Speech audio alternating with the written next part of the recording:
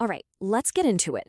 We are about to cover the single greatest glow up in all of human history. And no, I'm not talking about some awkward middle school photo turning into a supermodel.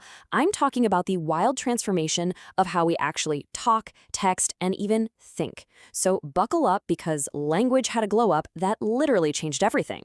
No, for real. I want you to just look at your keyboard for a second. See that A?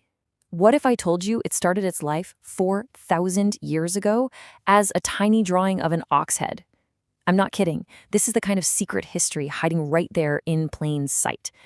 Just look at this. The ancient drawing gets passed around, it gets turned on its side, simplified a bit, and then, bam, thousands of years later, it's the first letter of the alphabet sitting on your phone screen. This is the epic journey we're talking about today, from ancient doodles all the way to your group chat. Okay, so to really get this whole glow up, we have to go way, way back. I'm talking the baby pictures of language. Before words, before sentences, communication was, well, it was raw, it was basic, and it was mostly about not dying. This was basically Communication 1.0, the absolute beta version, you know? It was all grunts, pointing, maybe a loud shout if you saw something with really big teeth. There was no poetry. The entire operating system was built on two simple commands. Find food, and whatever you do, do not become food. Super practical, yeah, but not exactly great for telling a joke. So here's where it gets really interesting.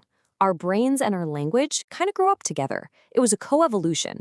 We started developing these special zones in our brain, like Broca's area and Wernicke's area. Think of them like the dedicated hardware in your skull just for language. And as this hardware got better, our communications software got way more complex, letting us talk about crazy stuff like yesterday or tomorrow, or, what's for dinner. For literally thousands and thousands of years, every story, every idea, it just died with the person who knew it. There was no save button for humanity. And then we invented one. It was called writing. And for the first time ever, we could take a screenshot of our thoughts. And check out these first saved files. Over in Mesopotamia, you had cuneiform, which pretty much started as a way to keep track of grain and sheep. So yeah, the world's first receipts. In Egypt, you had these gorgeous hieroglyphs, which were this wild mashup of symbols and sounds. And in China, logographs, where one single complex character could mean an entire idea. These weren't just writing systems, they were time machines for knowledge. And the impact was just massive. This wasn't just about keeping records, this was how you built a civilization. With writing, you could have laws that everyone could see, trade deals that spanned empires, and stories that could outlive their authors by centuries. It was an absolute game changer. But here's the catch with those early writing systems. They were ridiculously hard. You had to memorize thousands of symbols. It was a skill for like a handful of specialists, scribes, and priests. But then came the next major update, a life hack that would eventually put the power of writing into everyone's hands. See, the genius of the alphabet is how it just breaks everything down. Instead of having a symbol for every single word, like a little picture of a bird means bird, the alphabet hacked the whole system. It said, what if one symbol just equals one sound? This meant you went from needing to learn thousands of unique symbols to just 26. The effort level went from a lifetime of intense study to something you literally learned from a catchy song as a kid. And this didn't just happen overnight. It was like a historical relay race. First, the Phoenicians, who were amazing traders, created a simple system with just consonants. Then the Greeks borrowed it and had the brilliant idea to add vowels. Total game changer. Then the Romans took that, polished it up into the Latin alphabet you see here, and, well, the rest is history. That system is the direct ancestor of the letters you're looking at on this screen right now. Okay, so let's bust a myth right now. The idea that languages are these pure, unchanging things, total nonsense. Languages are messy. They're like a DJ who's constantly sampling, borrowing, and remixing tracks from everyone else.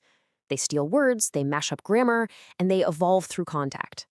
Just take the word coffee. It didn't just appear in English one day. Nope, it went on a world tour. It started in Arabic as kawa, then it got picked up in Ottoman Turkish as kahve, it traveled through Italy where it became cafe, and then it finally landed in English as coffee.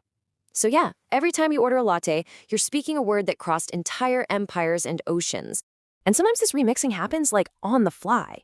When groups of people who don't speak the same language are forced to communicate, maybe for trade or whatever, they often create something called a pidgin. It's a super stripped-down mashup language. It's not pretty, it doesn't have a ton of rules, but it gets the job done. It's the ultimate workaround. And get this, if that workaround sticks around long enough for kids to grow up speaking it as their first language, it actually evolves into a brand new, fully formed language called a Creole. So we've seen how languages are born and how they grow, but they also die. They become what some people call ghost languages, just fading echoes of a culture. And at the exact same time, right now, language is being reborn in some of the weirdest and most chaotic ways imaginable. This is kinda heavy. Every 2 weeks, an entire world of thought just vanishes. A language isn't just a list of words, you know? It's a unique way of seeing the world. It's packed with culture, with stories, with history. It's like an entire library of human experience just gets deleted, and we're losing them at a terrifying rate. But then you look at the internet. While these old languages are vanishing, we are in the middle of a linguistic explosion. We've created a whole new vocabulary of abbreviations, slang like Riz, short for charisma, and of course an entire visual language of emojis that can say more about your mood than a paragraph of text. It's chaotic, it's creative, and it is evolving faster than anything. And this is such a key point. For centuries, technology's main job was to standardize language. The printing press made sure spelling and grammar were consistent. The internet, it's doing the exact opposite. It's a decentralizing force. It's creating millions of tiny dialects and subcultures and new ways to express ourselves. It's tearing up the rulebook and letting everyone write their own. Okay, you might want to sit down for this part because we're about to have our minds blown. We've been talking about language like it's a tool that we use. But what if it's more than that? What if the language you speak is actually building the reality you experience? First off, let's just appreciate how unbelievably weird and diverse language can be. There are languages in Southern Africa that use click consonants as part of their alphabet. There are entire languages that are whistled, which is perfect for talking to someone across a huge valley. In tonal languages like Mandarin, just saying the word ma with a high pitch versus a dipping pitch gives you two totally different words, mother or horse. Human communication is wild. And all this leads to this wild idea called the Sapir-Whorf hypothesis. The simple version is this. Your language isn't just a set of labels for your thoughts, it's the operating system for your thoughts. For example, some languages don't have words for left or right. Instead, speakers use north, south, east, and west.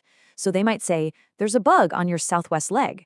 This means they have a perfect built-in compass in their head at all times, just because of their grammar. Language can literally change how you see color, time, and space. So, think about that. The slang you use, the emojis you choose, does having a word like cringe actually let you see and feel that emotion more clearly? When you're texting your friends, are you just sending a message, or are you running this ancient, constantly updating software program that is literally building the world you see around you? And that's really the big takeaway here. You are an active player in this story. That meme you just sent, that new slang you just used with your friends, it's not just nothing. It's the latest patch, the newest update in a continuous story of communication that stretches back tens of thousands of years, from a grunt around a fire to a fire emoji in your DMs. So if this made you look at your keyboard just a little bit differently, go ahead and hit that subscribe button. We've got a lot more mind-blowing stuff coming your way. Thanks for hanging out.